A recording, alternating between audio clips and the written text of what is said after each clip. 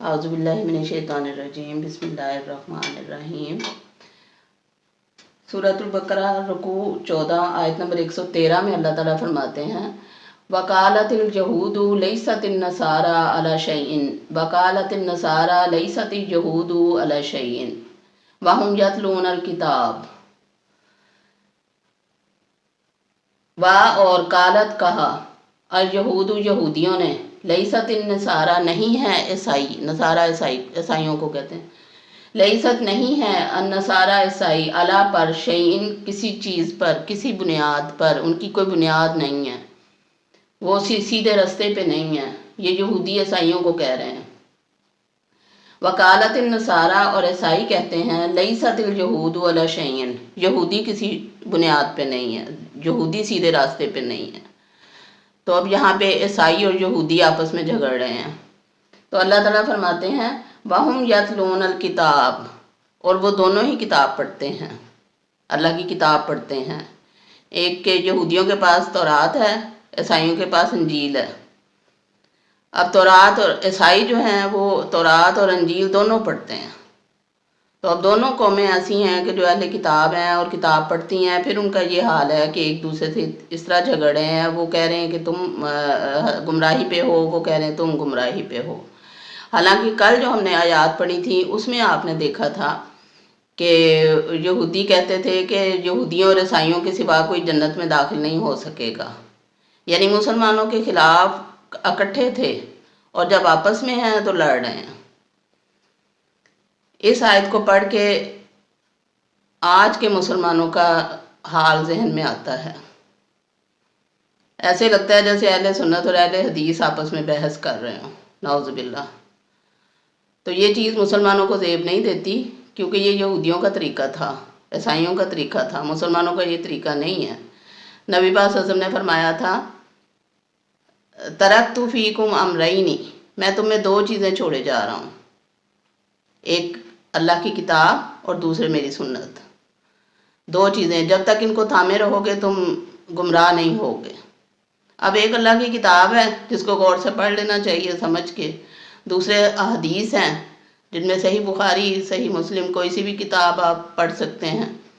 अगर आप पूरी किताब, पूरा कुरान पाक एक दफ़ा तर्जमे से पढ़ लें समझ के, और अहदीस की कोई एक किताब सही बुखारी या सही मुस्लिम समझ के पढ़ लें, उर्दू में ही पढ़ लें, तो कम से कम इतना होगा कि आपको ये जो फ़िरक़ेबाज़ी है इससे आप परे हो जाएंगे, इससे दूर रहेंगे। ये जो फितना है तफ़रक़ाबाज़ी, तफ़रक़ाबंदी का, फ़िरक़ाबंदी का, इसको कुरान ने भी गलत कहा, हदीस ने भी गलत कहा, और जो गैर जानिबदार उलमा इकराम हैं उन्होंने भी गलत कहा। लेकिन उम्मत को देख लें तो हर घर में यही मसला है, कोई अहले हदीस है, कोई अहले सुन्नत है, कोई फ़लाँ है, कोई फ़लाँ है। तो ये चीज़ें ज़ेबा नहीं देती मुसलमानों को। इकबाल ने भी कहा था अल्लाह भी, रसूल भी, किताब भी एक, कुछ बड़ी बात थी होते जो मुसलमान भी एक। और फ़िरका बंदी है कहीं और कहीं जाते हैं, क्या ज़माने में पनपने की यही बातें हैं। इस चीज़ को अल्लाह ने, अल्लाह के नबी ने बिल्कुल गलत कहा है, और इसका हुक्म कहीं ज़रा सा भी नहीं मिलता कि फ़िरका बनाया जाए, क्योंकि एक कुरान है, एक हदीस है, एक रसूल सल्लल्लाहु अलैहि वसल्लम जिनकी हमने सुन्नत पे अमल करना है। तो फ़िरका किस बात का? फ़िरका एक ही होना चाहिए, मुसलमान, कि हम सब मुसलमान हैं। हम एक अल्लाह को मानने वाले, एक नबी सल्लल्लाहु अलैहि वसल्लम को मानने वाले, एक किताब पढ़ने वाले, एक खाना काबा का हज करने वाले। तो फिर तो फ़िरका बंदी क्यों? ये चीज़ नहीं होनी चाहिए, इस चीज़ को ख़त्म करना चाहिए। गैर जानबदार होके कुरान को पढ़ें, हदीस को पढ़ें, उस पर अमल करें। अगर कोई चीज़ समझ नहीं आती तो एक दफ़ा सहाबा कराम को नबी पाक सल्लल्लाहु अलैहि वसल्लम ने फरमाया था कि अपने दिल से फतवा लो, दिल से पूछो। नबी पाक सल्लल्लाहु अलैहि वसल्लम ने फरमाया था गुनाह वो है जो तेरे दिल में खटके, और नेकी वो है जिससे तेरा दिल मुतमईन हो जाए। तो अपने दिल से फतवा लो। दिल बेहतरीन मुफ्ती है। वो कैसे है बेहतरीन मुफ्ती?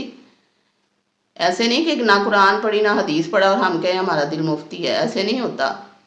अल्लाह ताला ने जो हुक्म दिए हैं, किताब दी है पढ़ने को, वो पढ़ेंगे, सुन्नतों पे अमल करेंगे, हदीस पढ़ेंगे, सीरत पढ़ेंगे, ہمارا دل اسلامی ہوگا تو پھر ہمیں فتوے صحیح ملیں گے دل سے، بغیر پڑھے تو صحیح فتوے نہیں آتے نا۔ پھر ایسے ہے کہ اللہ تعالیٰ کی طرف سے دل میں بات ہلکا ہو جاتی ہے کہ یہ صحیح ہے، یہ غلط ہے، یہ کر لو، یہ نہ کرو۔ اس لیے ان ایسے فرقہ بندی سے اور ایسے جھگڑوں سے مسلمانوں کو ہمیں محفوظ رہنا چاہیے۔ اللہ سب کو محفوظ رکھے۔ تو وہ پہلے تو مسلمانوں کے خلاف اکٹھے تھے، لیکن اب وہ ایک دوسرے سے لڑ رہے ہیں۔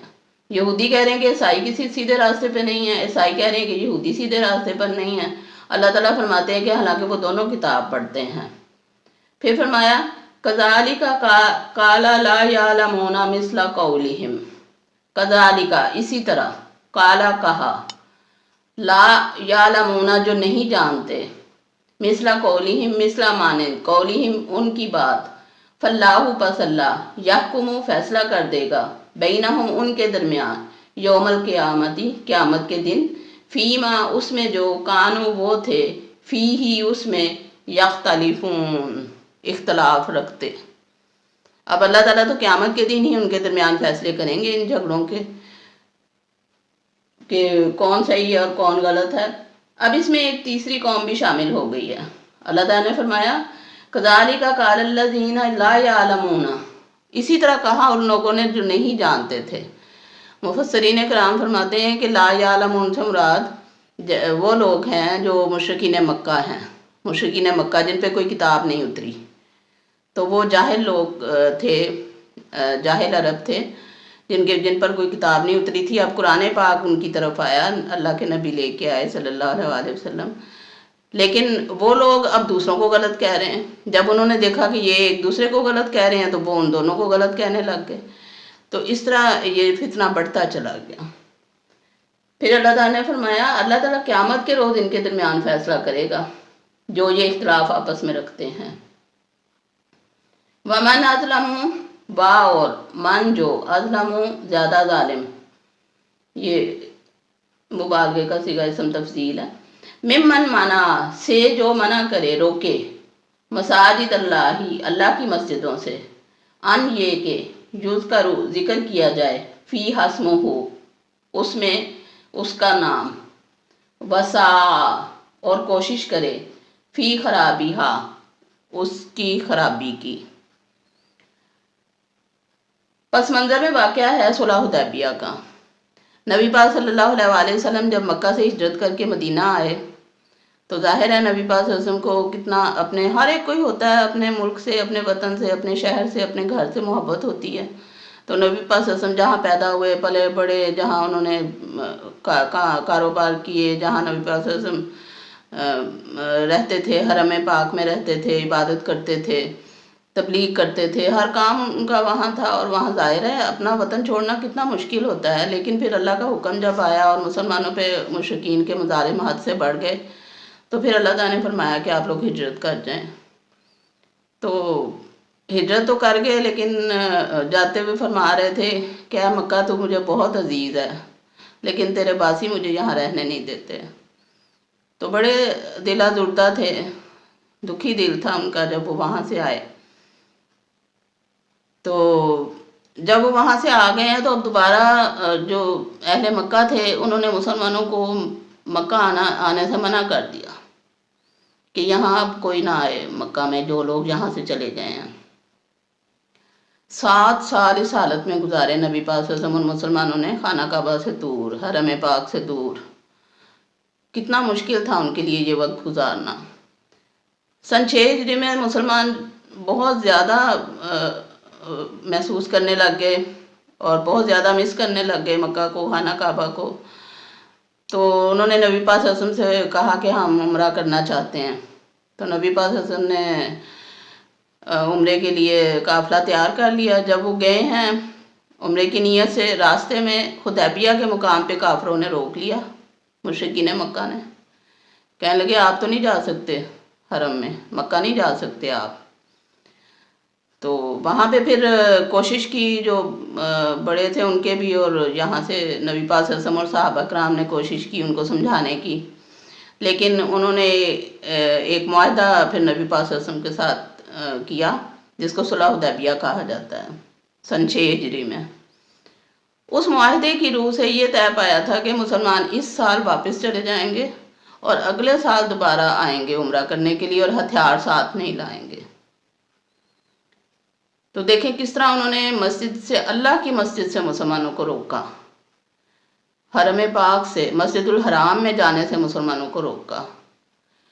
وہ مسجد جہاں پہ جو حضرت ابراہیم علیہ السلام نے بنائی، حضرت اسماعیل علیہ السلام اور حضرت ابراہیم علیہ السلام نے، اور مسلمانوں کی دلی وابستگی تھی اس مسجد کے ساتھ، مسجد الحرام کے ساتھ، اور بیت اللہ تھا، وہ اللہ کا گھر تھا، اور مسلمانوں کو خاص محبت ہے اللہ کے گھر سے، جذباتی وابستگی ہے۔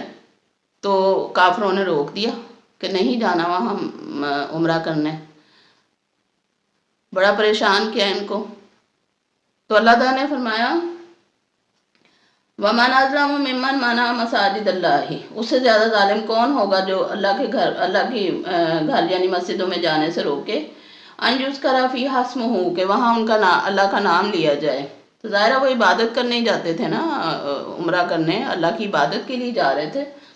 پھر اللہ تعالیٰ نے فرمایا وَسَعَىٰ فِي خَرَابِهَا، اور وہ اس میں خرابی پیدا کرنے کی کوشش کرتے ہیں کافر مشرکین مکہ۔ تو جو خرابی اللہ کے گھروں کے ساتھ کی جاتی ہے وہ دو طرح سے ہو سکتی ہے، ایک ظاہری اور ایک باطنی۔ ظاہری تو یہ کہ اللہ کے گھر کو ڈھا دیا جائے، نعوذ باللہ، مسجدوں کو گرا دیا جائے، اور باطنی خرابی یہ کہ وہاں خالص اللہ کا ذکر کرنے کی بجائے بت پرستی کو فروغ دیا جائے۔ آپ سب جانتے ہیں کہ اللہ تعالیٰ وہاں خانہ کعبہ میں انہوں نے 360 بت رکھ لیے تھے۔ تو وہ اب اللہ کا گھر تھا اور وہاں پہ بتوں کی پوجا ہو رہی تھی، کتنی عجیب بات تھی۔ تو اللہ تعالیٰ نے فرمایا کہ وَسَعَىٰ فِي خَرَابِهَا، وہ اس میں خرابی پیدا کرنے کی کوشش کرتے ہیں۔ نبی پاک صلی اللہ علیہ وسلم کی ایک حدیث بھی آتی ہے اس طرح کی مسجدوں میں خرابی پیدا کرنے کے بارے میں۔ اس حدیث کا مفہوم کچھ اس طرح سے ہے کہ نبی پاک صلی اللہ علیہ وسلم نے فرمایا کہ مجھے اندیشہ ہے کہ مسلمانوں پہ ایک وقت ایسا آئے گا جب مسلمان تو ہوں گے لیکن اسلام نہیں ہوگا،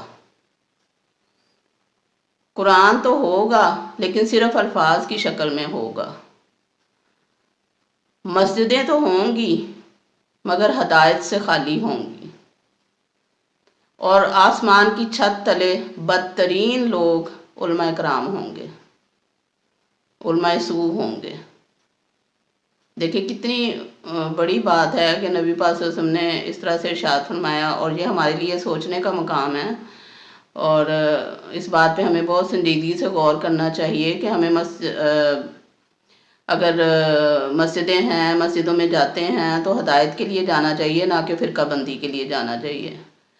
اب مسجدوں میں بھی ایک فرقے کا بندہ دوسری مسجد میں جائے تو اکثر سنتے ہیں کہ وہاں لڑائی ہوگی کہ وہ کیوں آیا ہماری مسجد میں، کسی مسجد میں کسی نے آمین اونچی آواز سے کہہ دیا تو لڑائی ہوگی۔ اس طرح کی حرکتیں مسلمانوں کو زیب نہیں دیتی۔ یہ بڑی وعید ہے نبی پاک صلی اللہ علیہ وسلم کی حدیث میں، کہ جس میں آپ صلی اللہ علیہ وسلم نے فرمایا کہ اسلام تو ہوگا لیکن مسلمان نہیں ہوں گے، مسلمان تو ہوں گے لیکن اسلام نہیں ہوگا۔ مطلب یہ کہ اسلام پر عمل پیرا نہیں ہوں گے ہم لوگ۔ عمل پیرا تو تبھی ہو سکتے ہیں کہ اسلام کو پڑھیں۔ وہ سید مودودی تعلیمات میں لکھتے ہیں نا کہ پہلے مسلمان بناؤ بچوں کو، پھر ڈاکٹر بناؤ، پہلے مسلمان بناؤ پھر انجینئر بناؤ، پہلے مسلمان بناؤ پھر انہیں ٹیچر بناؤ۔ مطلب یہ کہ پہلے انہیں اسلام کی بنیادی تعلیمات ہوں، اس کے بعد پھر دنیاوی تعلیم حاصل کریں، کیونکہ صرف دنیاوی تعلیم دے دی بچوں کو تو وہ تو ان پڑھ، وہ تو پڑھا لکھا جاہل رہ جائے گا، کیونکہ تعلیم تو وہی ہے جو قرآن کی اور حدیث کی ہے۔ نبی پاک صلی اللہ علیہ وسلم نے کون سی تعلیم دی تھی مسلمانوں کو؟ قرآن اور حدیث کی تعلیم دی تھی نا، اور صحابہ کرام نے آدھی دنیا فتح کر لی تھی۔ تو صرف ایمان، تقوی اور جو ایمان کی مضبوطی اور اللہ تعالیٰ پہ توکل اور بھروسہ اور یقین اور جو اتحاد، مسلمانوں میں اتفاق، یہ چیزیں تھیں جو قرآن و حدیث کے مطابق تھیں، جس کی وجہ سے انہوں نے آدھی دنیا فتح کر لی تھی۔ تو نبی پاک صلی اللہ علیہ وسلم کی اس حدیث پہ غور کرنا چاہیے، اور قرآن کو بھی صرف تحریری صورت میں نہیں گھر میں رکھ چھوڑنا چاہیے، پڑھنا چاہیے اسے کھول کے، اس پہ غور و فکر کرنا چاہیے، سوچنا چاہیے کہ اس قرآن میں ہمارے لیے کیا تعلیمات اللہ تعالیٰ نے دی ہیں۔ یہی وقت ہے، پتہ نہیں کتنا وقت ہے ہمارے پاس، کتنا نہیں، تو دن کے 24 گھنٹوں میں کم از کم 1 گھنٹہ ضرور نکالیں جس میں قرآن پڑھیں، قرآن کو سمجھیں، قرآن کا ترجمہ پڑھیں، حدیث پڑھیں، تاکہ خود کو ڈھال سکیں اس سانچے میں جس کو اللہ پسند کرتا ہے، اللہ کے پسندیدہ مومن بندے بننے کے لیے، تاکہ اللہ ہم سے راضی ہو جائے اور آخرت میں ہم کامیاب ہو جائیں۔ اللہ تعالیٰ آپ کو اور ہمیں توفیق دے۔ تو اللہ تعالیٰ نے فرمایا وہ خرابی پیدا کرنے کی کوشش کرتے ہیں مسجدوں میں، مشرکین مکہ کا ذکر ہو رہا ہے، کیونکہ آگے چل کے پھر مشرکین کا اور تحویل قبلہ کا ذکر ہونے والا ہے، تو یہ تمہیداً یہ ذکر یہاں پہ ان کا آ گیا۔ پھر فرمایا اولئک، یہی وہ لوگ ہیں، ما کان لہم، نہیں ہے، لہم لیے ان کے، ان یدخلوہا، کہ وہ داخل ہوں اس میں، مسجد میں، الا خائفین، سوائے ڈرتے ہوئے۔ اللہ تعالیٰ فرماتے ہیں کہ ان لوگوں کو تو اللہ کے گھر میں ڈرتے ہوئے داخل ہونا چاہیے، اور اللہ تعالیٰ کی عبادت میں، اس کی فرما برداری میں رہنا چاہیے، کجا یہ کہ انہوں نے وہاں بت رکھ لیے ہمیں۔ لہم، ان کے لیے، فی الدنیا، دنیا میں، خزی، رسوائی ہے، ولہم، اور ان کے لیے، فی الآخرۃ، آخرت میں، عذاب عظیم، بڑا عذاب ہے۔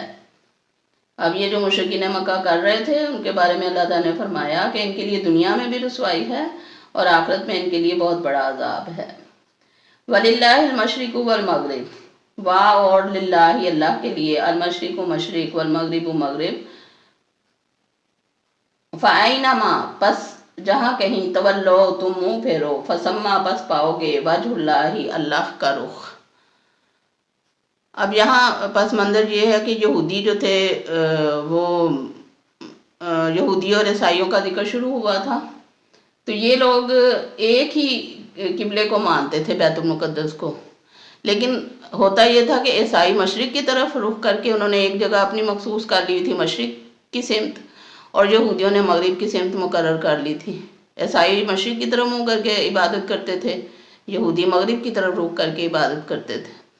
تو اللہ تعالیٰ نے فرمایا کہ مشرق اور مغرب تو اللہ ہی کے لیے ہیں، فَثَمَّ وَجْهُ اللَّهِ، بس تم مشرق کی طرف رخ کرو یا مغرب کی طرف، تم ہر جگہ اللہ ہی کو پاؤ گے، کیونکہ اللہ تو ہر جگہ ہے نا موجود، اللہ تعالیٰ کے لیے کوئی خاص سمت مقرر نہیں ہے۔ اگر ہم لوگ بھی خانہ کعبہ کی طرف رخ کر کے عبادت کرتے ہیں تو اس کا مطلب یہ نہیں ہے کہ اللہ تعالیٰ مغرب میں ہی ہے، بس یہ صرف ایک اجتماعیت اور یکسانیت پیدا کرنے کے لیے اللہ نے قبلہ کو مقرر کر دیا ہے۔ جیسے وہ کہتے ہیں نا غالب کے، ہے پرے سرحد ادراک سے اپنا مسجود، قبلہ کو اہل نظر قبلہ نما کہتے ہیں، وہ تو قبلہ نما ہے، اس لیے کہ مسلمان اکٹھے ہوں، ان میں اجتماعیت ہو، یکسانیت ہو، اتفاق ہو، یہ ساری چیزیں اکٹھے رکھنے کے لیے ایک قبلہ مقرر کر دیا گیا، ورنہ اللہ تو ہر جگہ ہے۔ جب ہم سواری پہ ہوتے ہیں، جہاز میں ہوتے ہیں، کسی بھی سواری میں ہوتے ہیں، تو ہمیں اجازت ہے کہ ہم نماز پڑھیں چاہے رخ کسی بھی طرف ہو، کیونکہ اللہ تو ہر جگہ موجود ہے۔ ان اللہ واسع علیم، ان اللہ، بے شک اللہ تعالیٰ، واسع، وسعت والا ہے، علیم، جاننے والا ہے۔ وقالو، اور انہوں نے کہا، وقالو اتخذ اللہ ولدا، اور انہوں نے کہا، اتخذ، بنا لیا ہے، اللہ نے، ولدن، اولاد۔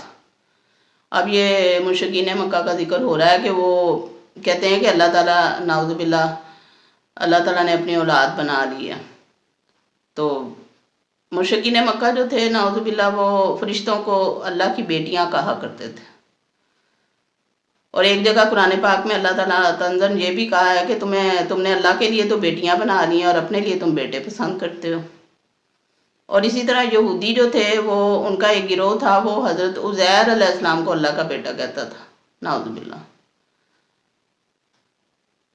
جب ایک دفعہ قرآن پاک میں آتا ہے، جب عزیر علیہ السلام ایک دفعہ ایک جگہ سے گزر رہے تھے اپنے گدھے پر سوار، تو انہوں نے راستے میں دیکھا کہ ایک بستی الٹی پڑی ہے، چھتیں گری ہوئی ہیں اور لوگ مرے پڑے ہیں اور ہڈیاں گل سڑ گئی ہیں۔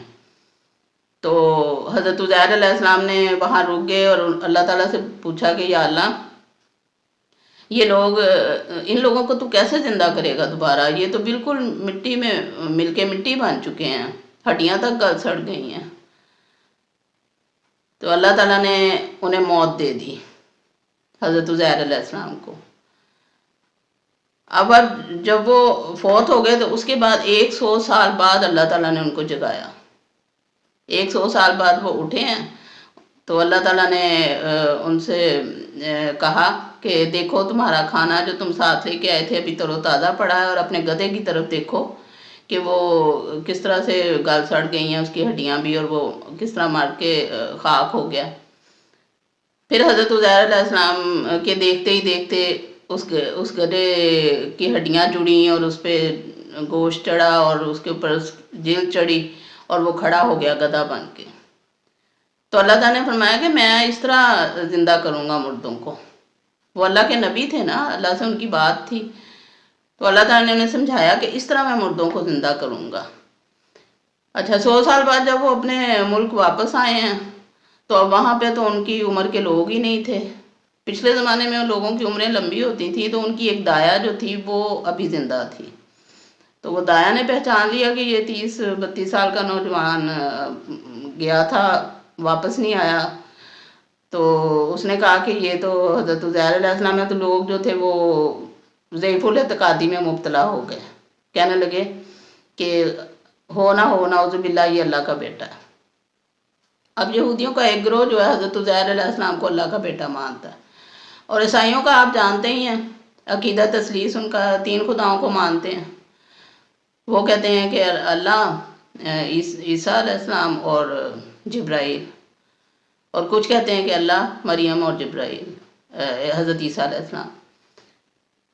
پھر وہ حضرت عیسیٰ علیہ السلام کو الوہیت اور ابنیت کا درجہ دیتے ہیں، وہ کہتے ہیں کہ عیسیٰ اللہ کے بیٹے ہیں، نعوذ باللہ۔ اسی طرح لیکن قرآن نے پھر اس کی تردید کی، ان کے ان عقائد کی۔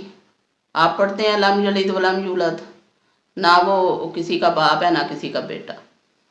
تو یہاں پہ بھی اللہ تعالیٰ نے ان کی مذمت کی۔ اللہ تعالیٰ نے فرمایا وَقَالُوا اتَّخَذَ اللَّهُ وَلَدًا، وہ کہتے ہیں کہ اللہ نے اولاد بنا لی ہے، سبحانہ، وہ پاک ہے اس سے، وہ اولاد سے پاک ہے، کیونکہ ساری مخلوق اس نے بنائی ہے، وہ ساری مخلوق کو بنانے والا ہے، وہ مالک الملک ہے، وہ خالق کائنات ہے۔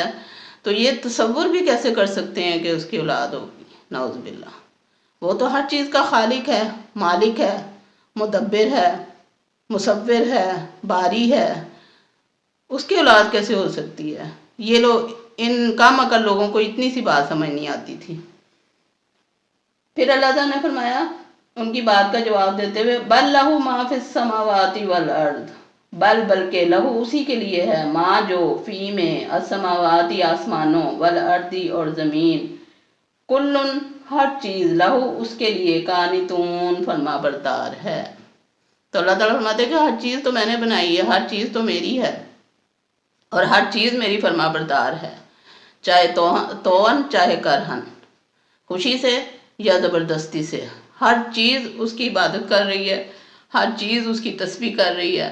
جو بھی اللہ نے مخلوق بنائی ہے، جتنی بھی مخلوقات بنائی ہیں اللہ تعالیٰ نے، ہر چیز، زمین و آسمان، چاند ستارے، سورج، چرند پرند، درخت، انسان، ہر چیز زمین کے اندر، اوپر، باہر، آسمانوں میں، آسمانوں کے اوپر، ہر جگہ جو بھی چیز اللہ نے بنائی ہے، ایک تو ہم تصور بھی نہیں کر سکتے اتنی ساری چیزیں اللہ تعالیٰ نے بنائی ہیں، سوچنے بیٹھے تو دماغ ہی تھک جائے انسان کا۔ تو اللہ تعالیٰ فرماتے ہیں کہ ہر چیز میری فرما بردار ہے، سوائے یہ انسانوں کے، یہود، عیسائی اور مشرکین مکہ۔ اللہ ہمیں ہدایت دے۔ پھر فرمایا بدیع السماواتی والارض، بدیع پیدا کرنے والا، السماواتی آسمانوں کا، والارضی اور زمین کا، واذا اور جب، قضا فیصلہ کر لیتا ہے، امرن کسی کام کا، فانما پس بے شک، یقولو فرماتا ہے، لہو اس کے لیے، کن ہو جا، فیکون پس وہ ہو جاتی ہے۔ اس کی تو یہ شان ہے کہ اس نے کن کہنا اور ہو جانا، بس اس کی فرما برداری کی ضرورت ہے کہ ہم لوگ اس کی فرما بردار رہیں۔ بدیع السماوات والارض، پیدا کرنے والا ہے آسمان و زمین کو۔ بدیع کا مطلب ہوتا ہے نیا پیدا کرنے والا، نیست سے ہست میں لانے والا، عدم سے وجود میں لانے والا، کوئی چیز موجود سرے سے موجود نہیں ہے اور اس کو پیدا کر دینے والا، کن کہہ کے پیدا کرنے والا۔ ایک لفظ ہوتا ہے تخلیق، خلق کرنا، تخلیق کرنا، ایک ہوتا ہے بدا یا یبدأ، جس کا مطلب ہے کہ نئی چیز بنانا۔ شاہ ولی اللہ نے حجت اللہ البالغہ کا جو پہلا چیپٹر ہے اس میں اللہ تعالیٰ کے یہ 3 اوصاف بیان کیے ہیں کہ اللہ تعالیٰ کے اعمال عموماً 3 چیزوں پر مشتمل ہیں۔ ایک یہی ابداع، بدیع سے ابداع، نیا پیدا کرنا، اور دوسرے خلق، اور تیسرے تدبیر۔ ابداع، خلق اور تدبیر۔ ابداع کا مطلب ہے کہ جو چیز موجود نہیں ہے اسے پیدا کر دیا، کن کہہ کے بنا دیا۔ خلق کا مطلب ہے تخلیق کرنا، کہ جو چیز پہلے سے موجود ہے اس سے دوسری چیز بنا دینا۔ جیسے اللہ تعالیٰ نے آدم کو گارے سے بنایا، فرشتوں کو نور سے بنایا، جنوں کو نار سے بنایا، تو پہلے سے ایک چیز موجود تھی جس سے دوسری چیز بنا دی، اس کو کہتے ہیں خلق۔ اور ابداع مطلب نئی چیز بنا دینا۔ ابداع سے ہی بدعت کا لفظ بھی نکلا ہے، جس کا مطلب ہے جو چیز دین میں نہیں ہے وہ بنا دینا خود سے، اس کو بدعت کہتے ہیں جو سنت کے خلاف ہوتی ہے۔ تو ابداع اور خلق میں فرق ہے۔ اللہ تعالیٰ بدیع السماوات والارض ہے، ایسا نہیں ہے کہ اسے کسی چیز کی ضرورت ہو کوئی نئی چیز بنانے کے لیے، وہ عدم سے وجود میں لانے والا ہے، وہ نیست سے ہست میں لانے والا ہے، ہاں وہ سب کچھ کر سکتا ہے، وہ علی کل شیء قدیر ہے۔ تو بدیع السماوات والارض، وہ جو اتنا عظمت والا ہے، اس کے لیے یہ بات کر رہے ہیں کہ اتخذ اللہ ولدا، کتنے شرم کی اور ڈوب مرنے کا مقام ہے۔ عقل بہت ہی ان کی کم تھی، عقل تھی ہی نہیں ان میں، اگر ذرا سے بھی عقل ہوتی تو یہ بات نہ کرتے۔ تو پھر اللہ تعالیٰ جس کام کا ارادہ کر لیتا ہے اسے صرف کہتا ہے ہو جا، اور وہ کام ہو جاتا ہے۔